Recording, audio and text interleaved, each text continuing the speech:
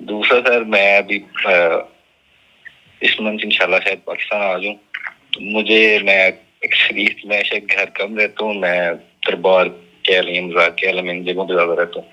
तो आप बताते हैं वो 3 बार अल्लाह और 5 बार अली हक, मुझे उसकी इजाजत है, मैं जाके कर सकता हूँ ऐसे? नाम दे सकते हैं अगर आप दुआएं करा रहे हैं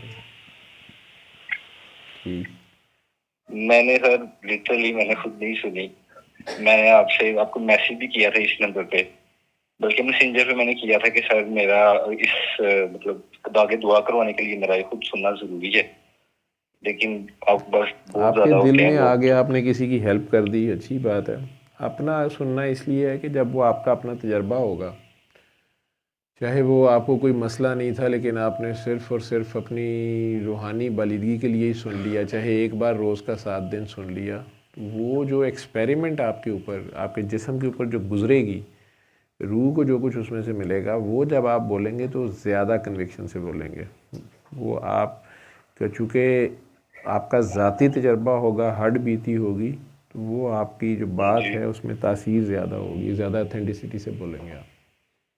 लेकिन आपने उससे भी आगे लोगों को बताना शुरू कर दिया। बहुत से लोग ऐसे हैं जिन्होंने सुना, उनका काम तो नहीं हुआ, लेकिन उन्होंने पागलों की तरह आगे बताना शुरू कर दिया।